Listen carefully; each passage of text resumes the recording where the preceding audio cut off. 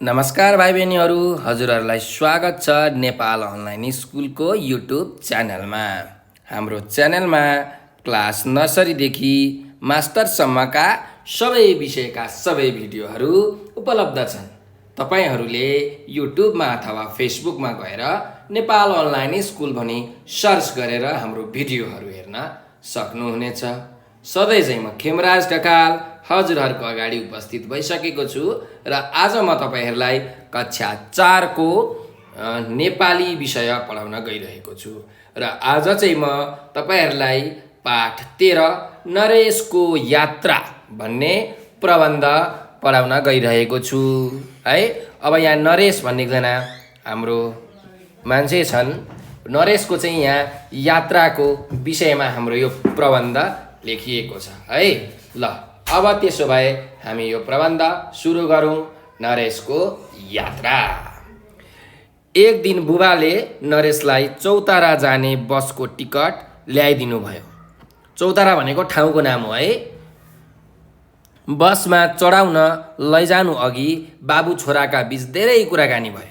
बुबाले नरेशलाई भन्नुभयो, बाबु तिमी एक्लै चौतारा जाँदैछौ, पिर नमाने, बरु बसमा झ्यालबाट हात टाउको ननिकाल्नु।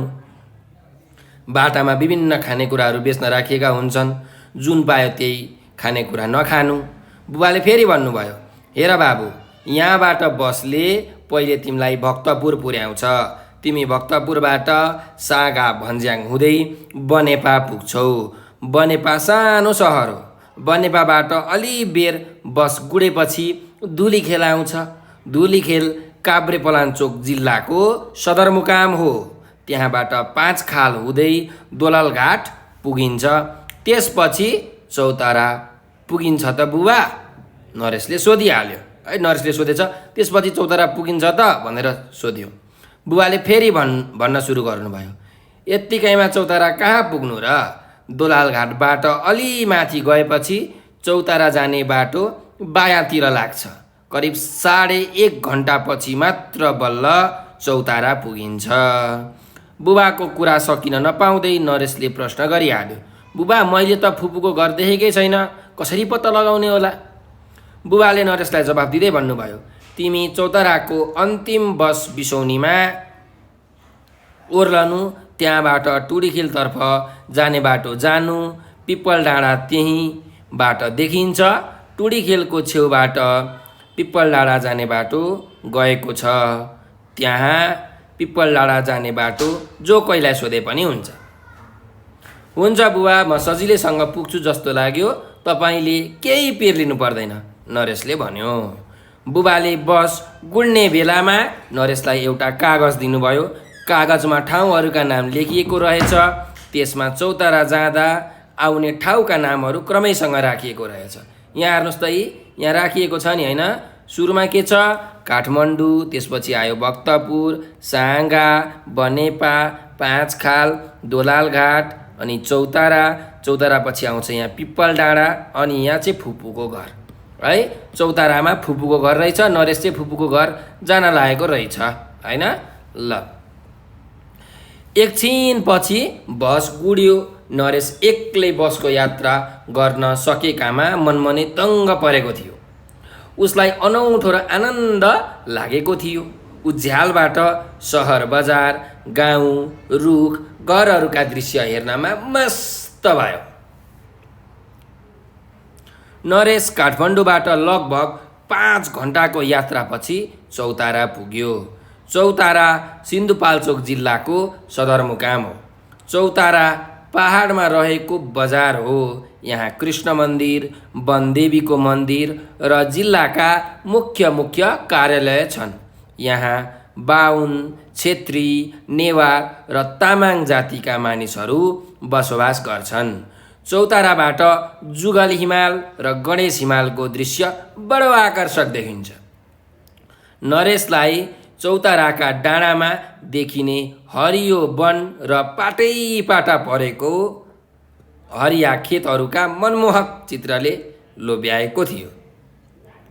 यिनै दृश्यहरू हेर्दै र स्थानीय मानिसहरूसँग बाटोघाटो सोध्दै ऊ पिप्पल डाँडामा पुग्यो। उसलाई पिप्पल डाँडामा घर खोज्न अप्ठ्यारो भएन किनभने बाटैमा किरण भेटियो। किरण उसकी फुपूको छोरा हो। किरणले खुसी हुँदै नरेशलाई घरमा लग्यो। फुपू आफ्नो भदौ आएकोमा खुसी हुनुभयो। फुपाजु पनि नरेशका नजिक आई घरको हालखबर सोध्न थाल्नुभयो। सबैजना खुसी भई नरेशसँग कुराकानी गर्न थाले। फुपूको घर ढुङ्गाले छाएको र कमेरो लिपिएको थियो। पिँढी रातो माटोले लिपिएको थियो। आँगनमा तुलसीको मठ थियो। आँगनकै छेउमा परालको टौवा र मकैको थाङ्ग्रा राखिएको थियो। यी सबै वातावरण हेर्दा नरेशलाई नौलो अनुभव भयो। किरणले नरेशलाई एकछिन घुम्न जाउँ भनी बाहिर लग्यो। उनीहरू गाउँमा घुम्दा ढुङ्गा छापेका गल्ली हुँदै विद्यालयको चौरमा पुगे। चौरबाट चारैतिर हरियो जङ्गल देखिन्थ्यो। डाँडामा देखिएका उकाला ओह्राला र घुमाउरा बाटाहरूका छेउछाउमा राता सेता घरहरू निकै मनमोहक थिए। नरेशका आँखा यी दृश्यहरू हेर्न तल्लीन थिए। उसलाई प्रकृतिको स्वच्छ र निर्मल वातावरणमा सधैँ रमाउन पाए हुन्थ्यो जस्तो लाग्यो। है ल, यसरी यो नरेशको यात्रा भन्ने प्रबन्ध सकिएको छ। है यहाँ अब यो प्रबन्धमा हेर्नुहोस्, नरेशको यात्रा काठमाडौँदेखि आफ्नो फुपूको घर जुन चौतारा भन्ने ठाउँमा छ हो त्यहाँसम्मको यात्रा नरेशले गरेको छ। अब यो यात्रामा उसले विभिन्न ठाउँहरूबाट गुज्रनु पर्यो। जस्तै हाम्रो भक्तपुर, है, साङ्गा, बनेपा, पाँचखाल, दोललघाट, होइन, पिप्पल डाँडा, यस्ता ठाउँहरूबाट ऊ गुज्रिनु पर्यो आफ्नो फुपूको घरसम्म पुग्नका लागि। है, अनि यो नरेशलाई यात्रा गर्दा निकै रमाइलो भयो। आनन्दका साथ अनौठो पनि लागिरहेको थियो र आनन्द पनि भइरहेको थियो। है, र जब ऊ चौतारा भन्ने ठाउँमा पुग्यो, आफ्नो फुपूको छोरा, यो नाम के भनेको थियो, किरण, फुपूको छोरा किरणलाई उसले बाटोमा भेट्यो। होइन, अनि किरणले उसलाई घर लग्यो, फुपूको घर लग्यो। अब फुपूको घरमा फुपाजु हुनुहुन्थ्यो। फुपाजु भनेको फुपूको श्रीमानलाई हामी फुपाजु भन्छौँ। है, हामी चाहिँ भिनाजु भन्छौँ, तर यो नेपालीमा हामी फुपूको श्रीमानलाई फुपाजु भन्छौँ। है, फुपाजुले पनि सबै हालखबरहरू सोध्नुभयो, सबैजना कुराकानी गरे। अनि किरणले चाहिँ नरेशलाई घुमाउन लग्यो। है, आफ्नो गाउँ डुलाउन लग्यो। त्यहाँ स्कुलहरूको चौरहरू देखायो। होइन, त्यहाँको घरहरू देखायो। त्यहाँको जुन दृश्य छ त्यो दृश्य हेर्दा नरेशलाई एकदम आनन्द आयो। है, काठमाडौँमा बसेको नरेश, काठमाडौँमा अब गाडीहरू कुदिराख्ने त्यस्तो रमाइलो दृश्यहरू यदि देख्न नपाइने, गाउँका ती रमणीय दृश्यहरू देखेर नरेश एकदम आनन्दित भयो, एकदम खुसी भयो। यो प्रकृतिको एकदम स्वच्छ र निर्मल सफा वातावरणमा जहिले पनि बस्न पाए हुन्थ्यो, रमाउन पाए हुन्थ्यो भन्ने जस्तो नरेशलाई लाग्यो भनेर यो निबन्ध, यो प्रबन्ध सकिएको छ। है, ल, अब यसका अभ्यासहरू हामी गरौँ है त। अभ्यास नम्बर 1 हेर्नुहोस्, सुन र भन भनेको छ। सुन्नुहोस् अनि म भन्नुहोस् है। म यहाँ तपाईँहरूलाई सुनाउँछु, तपाईँहरू यो सुनेर म सँगसँगै दोहोऱ्याउनुहोस्, भन्नुहोस्। टाकुरो, के अरे, टाकुरो, के कुरो, टाकुरो, गुड। ल, टाकुरो। अर्को शब्द छ सदरमुकाम, के अरे, सदरमुकाम। इङ्ग्लिसमा चाहिँ हामी हेड क्वार्टर भन्छौँ। है, सदरमुकाम। फेरि भन्नुहोस्, सदरमुकाम हो। टौवा, के अरे, टौवा। फेरि भन्नुहोस्, टौवा हो। अर्को शब्द छ कुनिउँ, के अरे, कुनिउँ। फेरि भन्नुहोस्, कुनिउँ। गुड। अर्को शब्द छ अप्ठ्यारो। फेरि भन्नुहोस् अप्ठ्यारो। फेरि एकचोटि अप्ठ्यारो। Good, very good. अर्को शब्द छ विद्यालय। स्कुल भनेको है विद्यालय। फेरि भन्नुहोस् विद्यालय। हो, तपाईँहरू पनि म सँगसँगै भन्नु है। आकर्षक। के अरे? आकर्षक। फेरि एकचोटि भन्नुहोस् आकर्षक। ल, र अन्तिममा छ यहाँ थाङ्ग्रो। अहिले हामी शब्दको अर्थ हेर्छौँ है, त्यतिखेर बुझ्छौँ के हो थाङ्ग्रो भनेको है। थाङ्ग्रो। फेरि भन्नुहोस् एकचोटि थाङ्ग्रो। हो, ल। अब सच्याएर कापीमा सार भनेको छ है। अब यहाँ हामीलाई अर्को अभ्यासमा सच्याएर कापीमा सार्नु पर्ने छ। तपाईँहरूले आफ्नो कापी र कलम एकदम आफ्नो नजिकै राख्नुहोस्, लेख्नलाई एकदम तयार हुनुहोस् है। सच्याएर लेख्नुपर्ने छ। म यहाँ हजुरहरूलाई सच्याएर लेख्छु, तपाईँहरूले हेर्दै लेख्नु होला है, कसरी हामीले शुद्धसँग लेख्ने भनेर।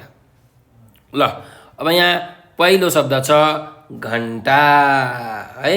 त्यसो भए अब हामीले घन्टा कसरी लेख्छौँ? यहाँ हेर्नुहोस्। अब यहाँ हेर्नुहोस् है, यो घन्टा जुन छ यो यहाँ ठिक लेखिएको छ, यो एकदम ठिक छ है। हामीले घन्टा कसरी लेख्ने हो? यसरी नै लेख्ने हो, घन्टा भनेर है। यो हामीलाई झुक्क्याउन दिएको रहेछ, नपत्याए हामी हेरौँ है। यहाँ पाठमा घन्टा कसरी लेखिएको छ हामी हेरौँ, हामी थाहा पाइहाल्छौँ। ल, यहाँ हेर्नुहोस् त है, करिब 1.5 घन्टापछि मात्र बल्ल चौतारा पुगिन्छ भनेर यहाँ लेखिएको छ नि होइन? हो, यहाँ हेर्नुहोस् त घन्टा कसरी लेखिएको रहेछ। घन्टा भनेको घ छ, बिचमा आदि अड छ अनि टा छ है। भनेपछि यो त हाम्रो शुद्ध रहेछ, हामीले घन्टा त्यसरी नै लेख्ने रहेछौँ भन्ने कुरा हामीले यहाँबाट बुझ्यौँ है। ल, यो घन्टा ठिक छ। अर्को हेरौँ, अर्को शब्द छ यहाँ टुँडी खेल है। टुँडी खेल कसरी लेखिन्छ? यसरी नै लेखिन्छ। यो पनि ठिक छ, यो पनि हामीलाई झुक्क्याएछ है। ल, अब यहाँ टुँडी खेल हेरौँ कहाँ छ है। तपाईँहरूलाई यहाँ अचम्म लाग्न सक्छ कि यो हामीलाई झुक्क्याउन दिएको छ है। इ टुँडी खेल हेर्नुहोस् त, टुको माथि रे चन्द्रबिन्दु छ, डी खेल होइन, टुँडी खेल भनेपछि यहाँ पनि हाम्रो त्यस्तै छ, टुँडी खेल होइन। त्यही भएर यो पनि ठिक छ। टुँडी खेल पनि हामीले कसरी लेख्ने हो? यसरी नै लेख्ने हो, टुँडी खेल।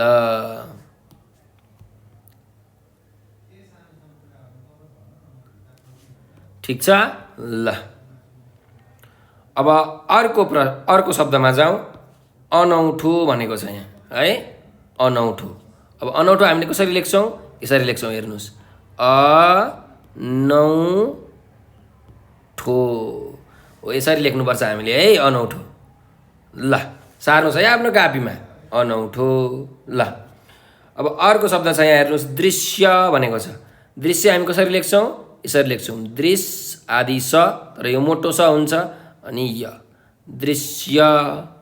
यसरी लेख्नुपर्छ है, दृश्य। त्यहाँ गल्ती छ है, दृश्य। ल, र अन्तिम एउटा शब्द छ थाङ्ग्रो। थाङ्ग्रो त हामीले हेर्नुहोस् यहाँ लेखेको छौँ अगाडि होइन, यो पनि त थाङ्ग्रो हो, त्यही थाङ्ग्रो हो। त्यही भएर लेख्नुहोस् था आदि ङ अनि ग्रो, थाङ्ग्रो। ठिक छ, यसरी लेख्नुपर्छ है। ल भाइ बहिनीहरू, यो कपीमा सार्नुहोस् है, शुद्धसँग सार्नुहोस्। अब हामी अर्को अभ्यासमा जाउँ। अभ्यास नम्बर 3मा शब्द र अर्थको जोडा मिलाऊ भनेर भनेको छ। अब हामी शब्द र अर्थको के गरौँ? जोडा मिलाऊँ है। ल, सदरमुकाम भनेको छ। सदरमुकाम भनेको के हो? हेर, सदरमुकाम भनेको के हो? हामी अङ्ग्रेजीमा सदरमुकामलाई हेडक्वार्टर भन्छौँ। जसरी सुनसरी जिल्लाको हेडक्वार्टर के हो? इनरवा हो होइन। हरेक जिल्लाको आफ्नो सदरमुकाम हुन्छ। सदरमुकाम भनेको के हो? जिल्लाका मुख्य कार्यालय हुने ठाउँलाई हामी सदरमुकाम भन्छौँ। सदरमुकाममा चाहिँ जिल्लाको मेन कार्यालयहरू हुन्छ है। शिक्षा कार्यालय, जिल्ला विकास कार्यालय, नगरपालिका हो यस्ता कार्यालयहरू सदरमुकाममा हुन्छन् है। ल अर्को छ बस बिसौनी। बस बिसौनी भनेको त तपाईँलाई थाहा छ, बस स्टप भनेको होइन। भनेपछि बस रोक्ने ठाउँ अथवा बसलाई बिसाउने ठाउँलाई हामी बस बिसौनी भन्छौँ। त्यही भएर बस बिसाउने वा रोक्ने ठाउँ भनेको बस बिसौनी है। यसरी जोडा मिलाउनुहोस्। अब अर्को शब्द छ आकर्षक। आकर्षक भनेको के हो? मन तान्ने होइन, एकदम आकर्षण गर्ने। त्यही भएर मन तान्ने है। ल मनमोहक भनेको छ। मनमोहक भनेको मनलाई मोहित पार्ने, लट्ठ पार्ने होइन। त्यही भएर मनमोहक भनेको मनलाई लट्ठ पार्ने हो। यसरी जोडा मिलाउनु पर्यो है। स्थानीय भनेको कुनै एउटा खास ठाउँ है, स्थानीय। त्यही भएर यहाँ यी हाम्रो खास ठाउँको भनेको छ, यहाँ चाहिँ खास ठाउँ मात्रै हुनुपर्ने हो है। तपाईँहरूलाई म अलि सजिलो बनाइदिन्छु। खास ठाउँ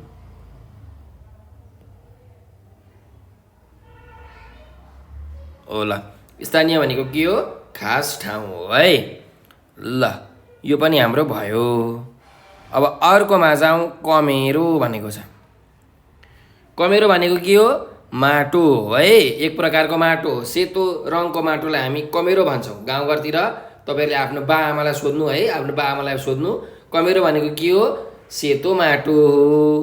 त्यही भएर कमेरो भनेको यो सेतो माटोमा तपाईँले जोडा मिलाउनु पर्यो है। अर्को छ टौवा।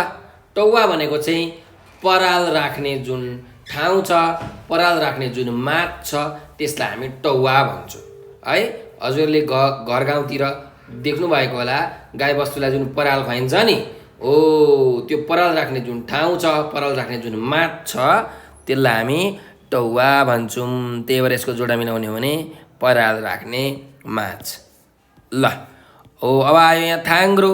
थाङ्ग्रो भनेको के हो भन्दाखेरि हामीले मकैको जुत्तालाई मिलाएर राख्छौँ नि एउटा ठाउँमा, टाढोमा, हो त्यसलाई हामी भन्छौँ थाङ्ग्रो।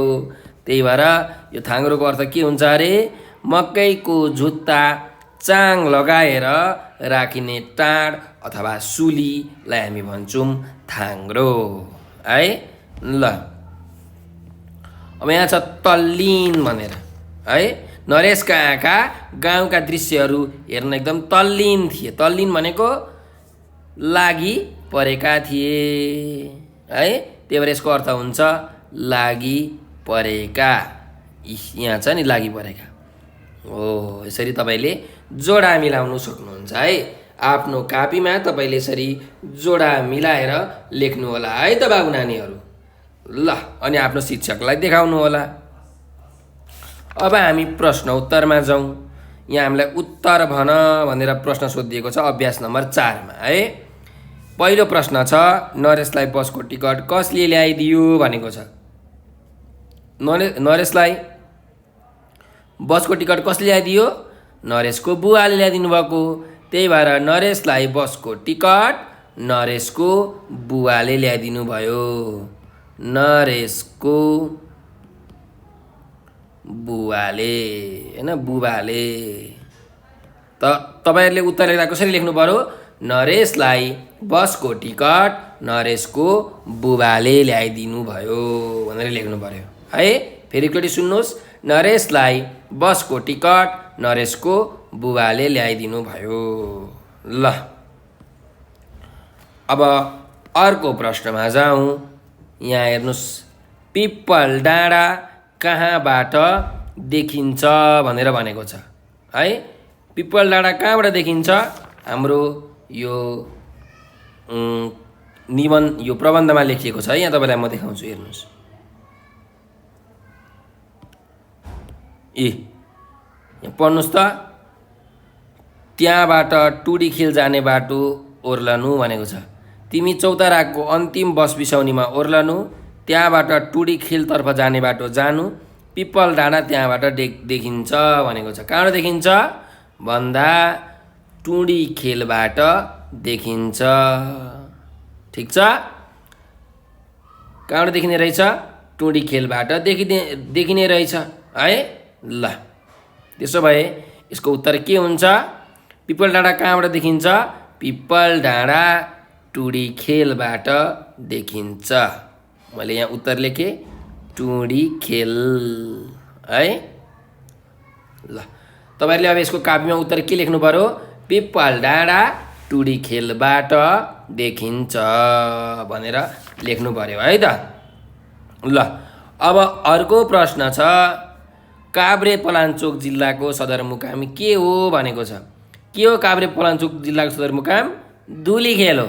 यहाँ हेर्नुहोस्, यहाँ प्रबन्धमा माथि लेखेकै छ, हेर्नुहोस् है। धुलीखेल काभ्रे पलाञ्चोक जिल्लाको सदरमुकाम हो भनेर लेखेको छ नि हैन? हो, त्यही भएर अब यसको उत्तर के हुने रहेछ? धुलीखेल भनेपछि यसको उत्तर तपाईले लेख्नु पर्यो काभ्रे पलाञ्चोक जिल्लाको सदरमुकाम धुलीखेल हो भनेर लेख्नु पर्यो है।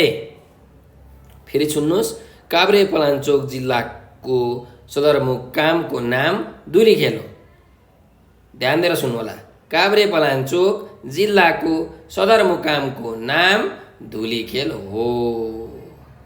ल यो प्रश्न हाम्रो सकिएको छ। अब अर्को प्रश्नमा जाउँ। अब अर्को अभ्यासमा छोटो उत्तर देऊ भनेको छ। छोटो उत्तर लेख भनेको छ है। अब हामीले एकदम छोटो उत्तर लेख्नु पर्यो, धेरै लामो होइन। नरेश र बुवाका बीच के कुराकानी भए भनेर भनेको छ है। के कुराकानी भए? नरेशको बुवाले भन्नुभएको थियो नि त है। के भन्नुभएको थियो? बाबु तिमी चौधरा जाँदैछौ, पिर नमानिकन जाऊ, बसको झ्यालबाट हात टाउको ननिकाल्नु हैन। अनि चौधरा जाने बाटो यो हो। तिमी काठमाडौँदेखि चाहिँ भक्तपुर हुँदै साङ्गा भन्ज्याङ हुँदै बनेपाबाट अझै धुलीखेल हुँदै पाँचखाल दोलाल घाट यसरी पुग्छौ भनेर बाटोको बारेमा भन्नुभएको थियो हैन। यही कुराकानी त भएका थिए। अब यसको उत्तर कसरी लेख्ने भन्दाखेरि हेर्नुहोस् है। नरेश र बुबाका बीच के कुराकानी भए भन्दा, नरेश र बुबाका बीच चौतारा फुपूको घर चौतारा जाने बाटोको बारेमा त्यस्तै कमादिनु है। नरेश र बुबाका बीच फुपूको घर चौतारा जाने बाटोको बारेमा त्यस्तै यात्रा गर्दा पिर नमानिकन यात्रा गर्नु, बसको झ्यालबाट हात टाउको ननिकाल्नु भनेर कुराकानी भए। के अरे? नरेश र बुवाका बीच के कुराकानी भए?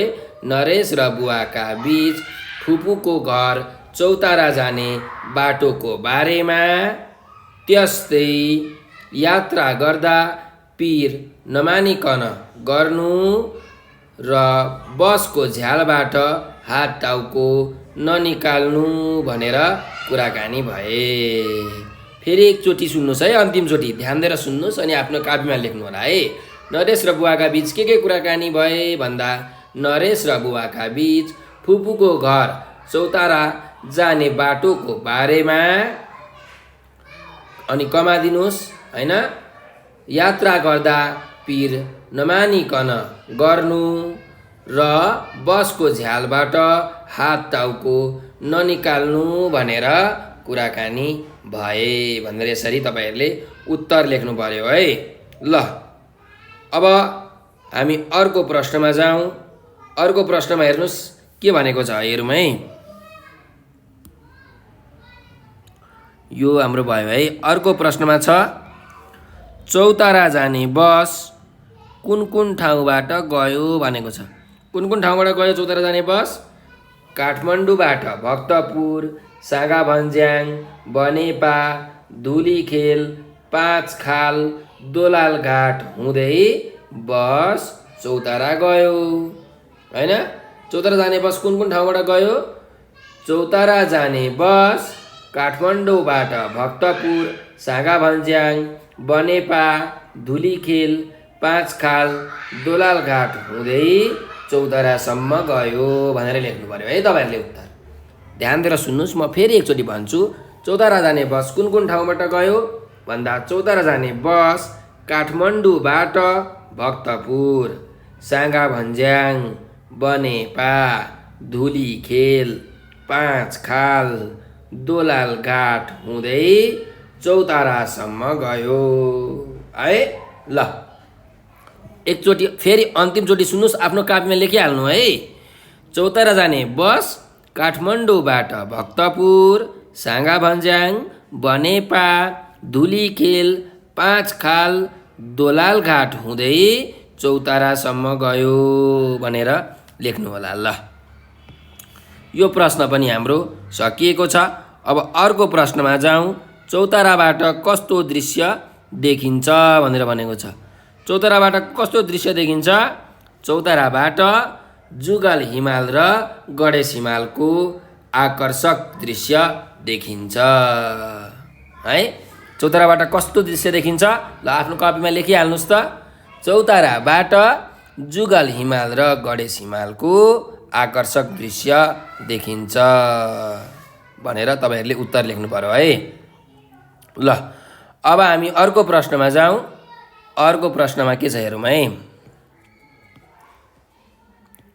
नरेशले पिपल डाँडाको चोरबाट के देख्यो भनेको छ। नरेशले पिपल डाँडाको चोरबाट के देखेको थियो? जङ्गलहरू देखेको थियो, उकालो ओह्राउलो घुमौरो बाटोहरू देखेको थियो होइन। अब त्यही कुरा हामीले यहाँ लेख्नु पर्यो। नरेशले पिपल डाँडाको चौरबाट चारैतिर हरिया जङ्गल, उकाला ओह्राला र घुमाउरा बाटाहरू देख्यो भनेर लेख्नु पर्यो है। फेरि एकचोटि भन्छु, राम्ररी सुन्नुहोस् अनि आफ्नो कापीमा लेख्नुहोस् है यो उत्तर। नरेशले पिपल डाँडाको चौरबाट के देख्यो भनेको छ। नरेशले पिपल डाँडाको चौरबाट चारैतिर हरिया जङ्गल, उकाला ओह्राला र घुमाउरा बाटाहरू देख्यो। ल अन्तिमचोटि फेरि भन्दैछु है। नरेशले पिपल डाँडाको चौरबाट चारैतिर हरिया जङ्गल, उकाला ओह्राला र घुमाउरा बाटाहरू देख्यो भनेर लेख्नु पर्यो है। ल अब हामी अर्को अन्तिम प्रश्नमा आयौँ। 9 नम्बरको प्रश्न। नरेशलाई पिपल डाँडा कस्तो लाग्यो भनेर भनेको छ। कस्तो लाग्यो नरेशलाई? नरेशलाई पिपल डाँडाको वातावरण एकदम नौलो लाग्यो, एकदम राम्रो लाग्यो होइन। ल त्यसो भए अब यसको हामी उत्तर लेखौँ। नरेशलाई पिपल डाँडाको वातावरण देख्दा एकदम रमाइलो र नौलो लाग्यो है। फेरि एकचोटि सुन्नुहोस् है। नरेशलाई पिपल डाँडा कस्तो लाग्यो भनेको छ। अब हामीले उत्तर लेख्दा कसरी लेख्नु पर्यो? नरेशलाई पिपल डाँडाको वातावरण देख्दा एकदमै रमाइलो र नौलो लाग्यो। ल फेरि एकचोटि अन्तिम पटक सुन्नुहोस् है। नरेशलाई पिपल डाँडा कस्तो लाग्यो भनेको छ। नरेशलाई पिपल डाँडाको वातावरण देख्दा एकदमै नौलो र रमाइलो लाग्यो भनेर यसरी उत्तर लेख्नुहोस् है। ल अब हामी अर्को प्रश्नमा जान्छौँ है। अर्को अभ्यासमा, अभ्यास नम्बर 6। तल दिएको उदाहरण हेरी वाक्य ढाँचामा परिवर्तन गर भनेको छ। अब हेर्नुहोस्, यहाँ उदाहरण लेखेको छ, ऊ पाठ लेख्नु भनेर छ है। अनि यहाँ उत्तर के छ यसको? परिवर्तन गर्दाखेरि ऊ पाठ लेख्दै थियो। ऊ पाठ लेख्नु भन्ने यहाँ दिएको छ क्रिया, अनि हामीले चाहिँ यहाँ ऊ पाठ लेख्दै थियो भनेर लेखेका छौँ है। अब हेरौँ, म खेल के हुन्छ? म खेल खेल्नु भन्ने छ है। त्यही भएर म खेल खेल्दै थिएँ। के अरे? खेल्दै थिएँ भनेर लेख्नु पर्यो यसरी है। ल अघि यहाँ के थियो? ऊ पाठ लेख्दै थियो, त्यही भएर म खेल खेल्दै थिएँ। अब यहाँ हेरौँ, अर्को छ दिदी बाटामा हिँड्नु भनेको छ। भनेपछि दिदी बाटामा हिँड्दै हुनुहुन्थ्यो है। ल लेख्नुहोस्, दिदी बाटामा हिँड्दै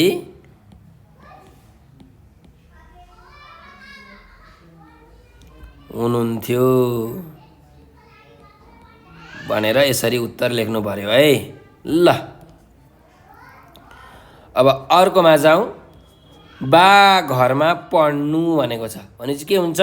बा घरमा पढ्दै हुनुहुन्थ्यो। बा घरमा पढ्दै हुनुहुन्थ्यो यसरी लेख्नु पर्यो है। ल अब अर्को प्रश्नमा जाउँ। आमा विद्यालय जानु भनेको छ भनेपछि के हुन्छ? आमा विद्यालय जाँदै हुनुहुन्थ्यो। आमा विद्यालय जाँदै हुनुहुन्थ्यो यसरी लेख्नु पर्यो है भाइ बहिनीहरू। आफ्नो कापीमा तपाईँहरू लेख्नु होला है। ल अब हेर्नुहोस् अर्को छ। गाई घाँस खानु भनेको छ भनेपछि के हुन्छ? गाई घाँस खाँदै थियो। गाई घाँस खाँदै थियो। गाई घाँस खाँदै थियो। ल अब अन्तिममा जाउँ। काजी हिमाल चढ्नु भनेको छ भनेपछि काजी हिमाल चढ्दै थियो है। काजी हिमाल चढ्दै थियो भनेर लेख्नु पर्यो है। आफ्नो कापीमा लेख्नुहोस् है, लेख्नुहोस् अनि आफ्नो शिक्षकलाई देखाउनु होला है त।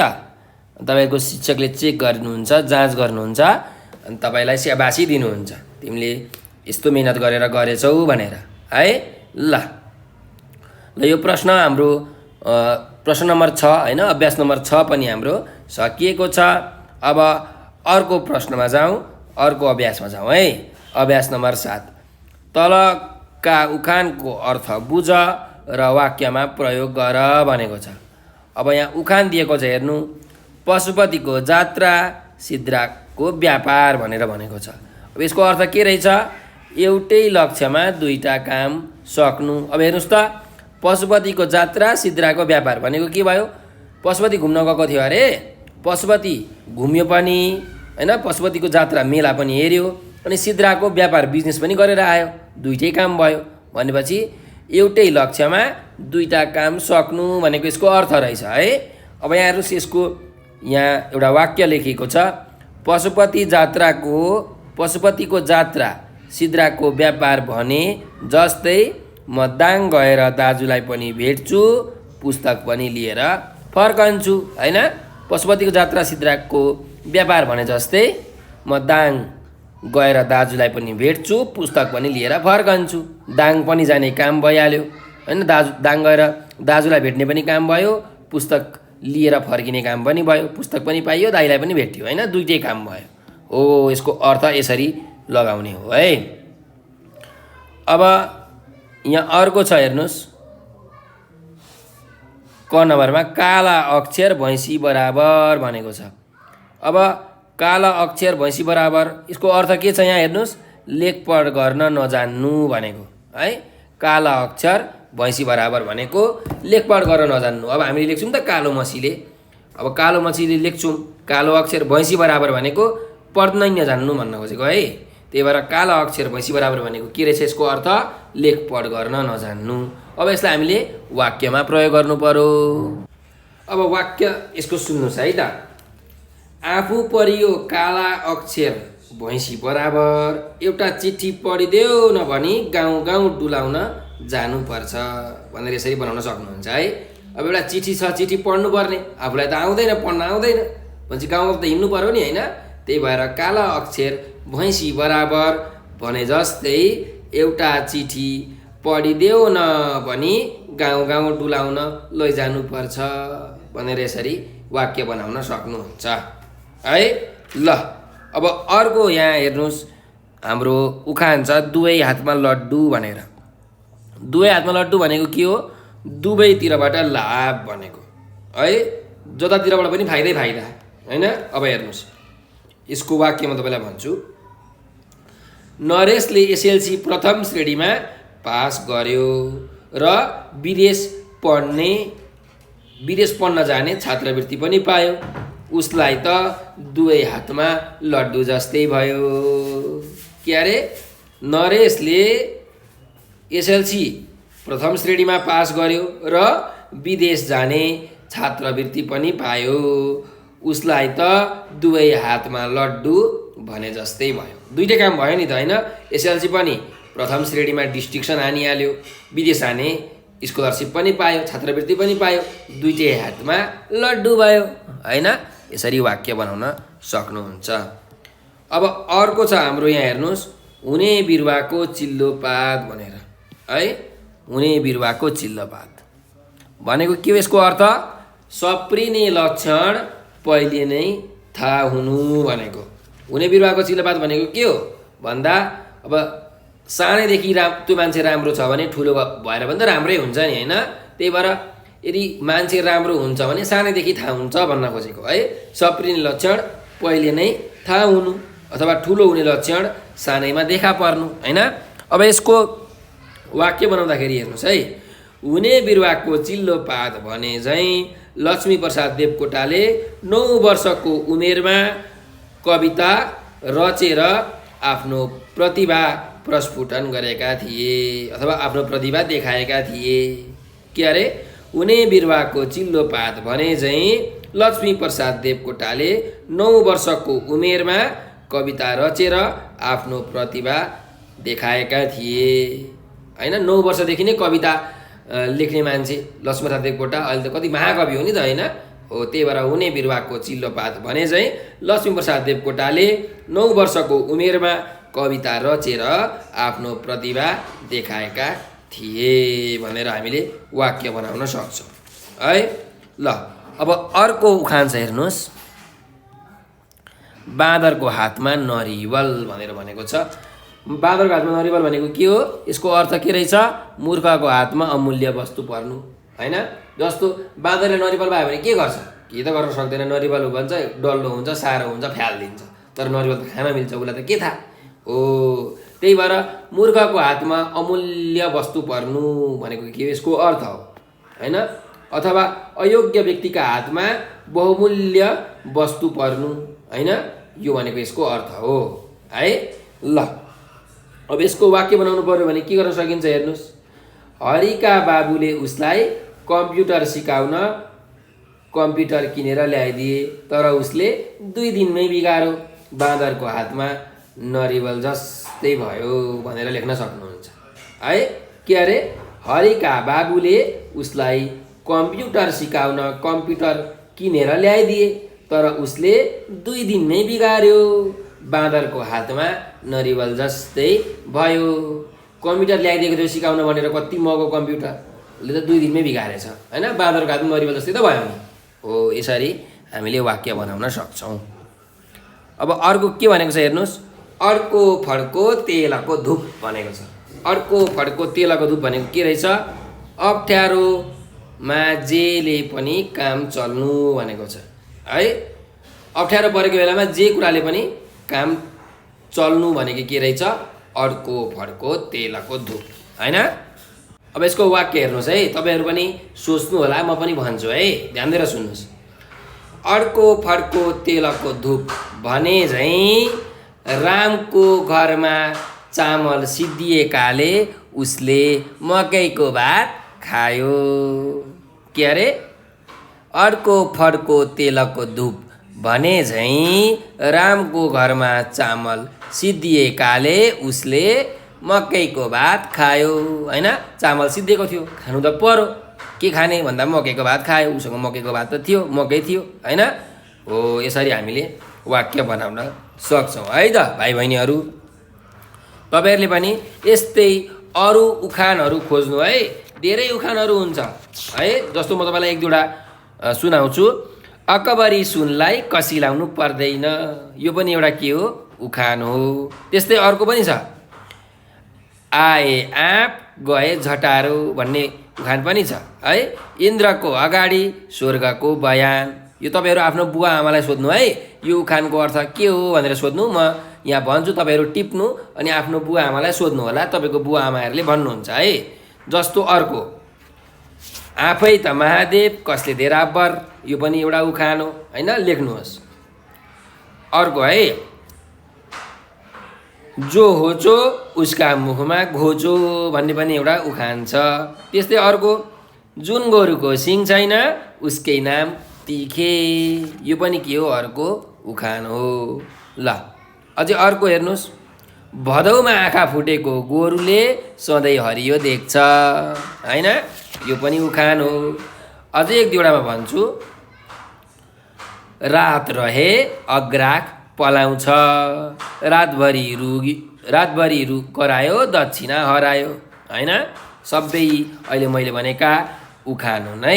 अर्को पनि छ है, एउटा राम्रो छ सुन्नुहोस्, गर्ने भन्ने हनुमान पगरी गुत्ने ढेडु भनेर है। ल यस्ता उखानहरूको अर्थ आफ्नो तपाईँहरूले बुवा आमाहरूलाई सोध्नु होला, आफ्नो शिक्षकहरूलाई सोध्नु होला, यसको अर्थ के हो भनेर सोध्नु, गुरुहरूले भन्नुहुन्छ है। ल अब हामी अर्को अभ्यासमा जाउँ, अभ्यास नम्बर 8। यो अभ्यास नम्बर 8 र 9 चाहिँ यो तपाईँको लागि हो है। यहाँ हेर्नुहोस्, तिम्रो घरदेखि विद्यालयसम्मको बाटोको नक्सा बनाई बाटामा पर्ने ठाउँको नाम लेख भनेको छ होइन। तपाईँको घरदेखि तपाईँको विद्यालयसम्म जाँदा कुन कुन ठाउँ आउँछ तपाईँले लेख्नु पर्यो। तपाईँलाई म जसरी उदाहरणको लागि दिन्छु, यो तपाईँको घर हो होइन, यसरी घर भनेर लेख्नुहोस्। अनि यसरी गयो, अब यहाँ एउटा केही आउला नि त, मेरोमा नहर आउँछ, नहर लेखेँ। त्यसपछि यसरी गएँ, फेरि यहाँ अर्को के आउँछ, बजार आउँछ होइन। त्यस्तै गरिकन म अझै गएँ, यसरी जाँदै जाँदा यहाँ एउटा के आयो, सखुवागाछी भन्ने ठाउँ आयो, सखुवागाछी होइन। अनि अझै म गएँ यहाँ महेन्द्र चोक आयो, महेन्द्र चोक है। ल त्यस्तै अझै म गएँ अनि बल्ल यतातिर स्कुल आयो है। यो चाहिँ नहटेर मैले यसरी घुमाएर लेखेँ, तपाईँले यतापट्टि सखुवागाछी, त्यस्तै यहाँ महेन्द्र चोक, यहाँ स्कुल हो, यसरी लेख्नु होला है। ल यसरी तपाईँहरूले नक्सा बनाउन सक्नुहुन्छ। मैले चाहिँ यो तपाईँलाई एउटा के दिएको हो, उदाहरण मात्रै दिएको हो है।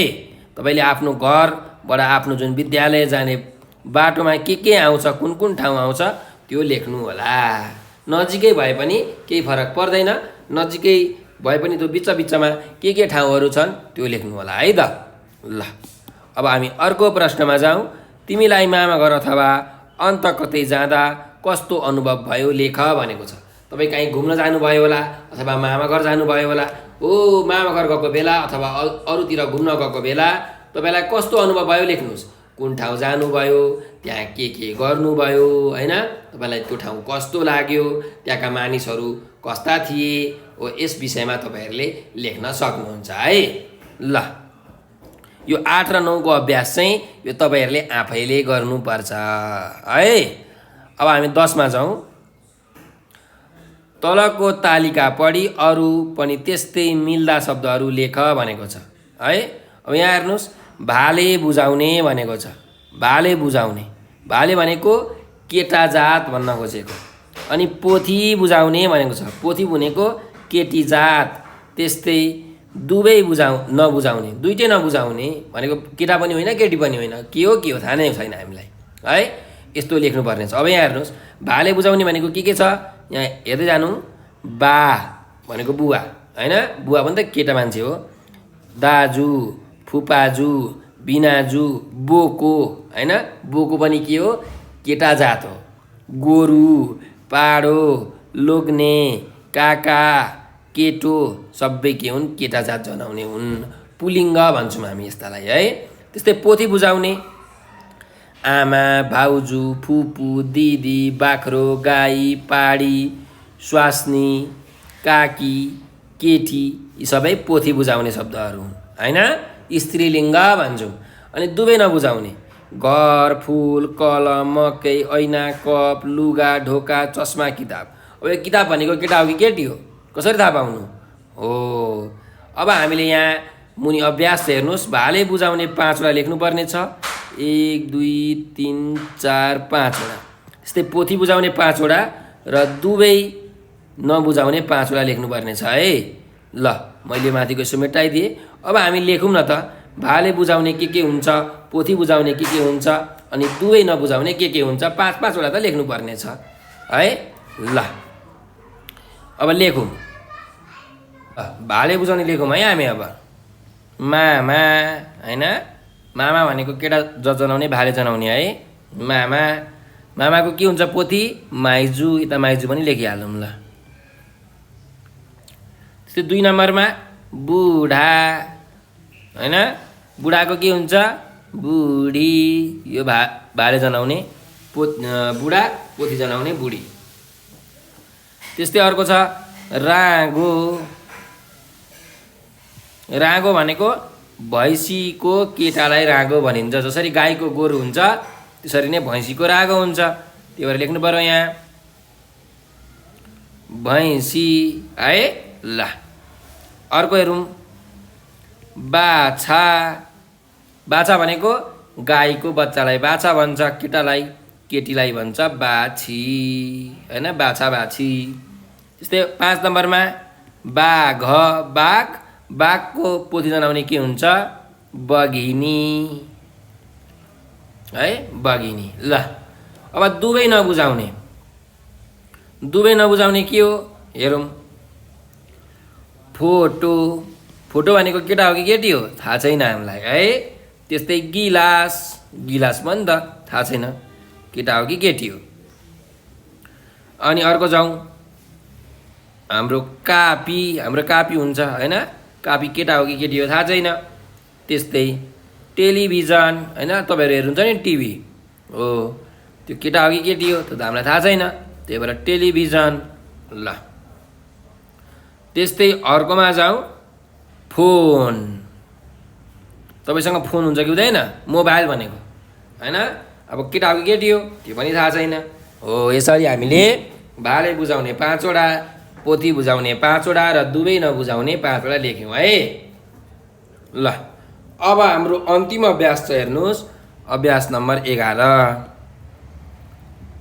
जोडा मिलाऊ भनेको छ। अब यहाँ भाले बुझाउने शब्द, पोथी बुझाउने शब्द र दुवै नबुझाउने शब्दको जोडा मिलाउनु पर्ने छ। ढुङ्गा छ, राँगो छ, कुकुरी छ है। त्यसो भने भाले बुझाउने कुन हो, राँगो। मैले तपाईँलाई अघि भर्खर भनेको थिएँ, राँगो भनेको भैँसीको केटा जात जनाउनेलाई राँगो भनिन्छ। त्यस्तै अर्को छ पोथी बुझाउने। पोथी बुझाउने के हो, कुखुरी।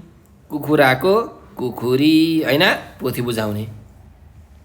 अनि दुवै नबुझाउने के हो, ढुङ्गो। अब ढुङ्गो भनेको केटा हो कि केटी हो हामीलाई थाहा हुँदैन, त्यही भएर यो दुवै नबुझाउने शब्द भयो है। ल यसरी हामीले यो जुन हाम्रो नरेशको यात्रा भन्ने प्रबन्ध थियो त्यो प्रबन्धका सबै अभ्यासहरू सकेका छौँ।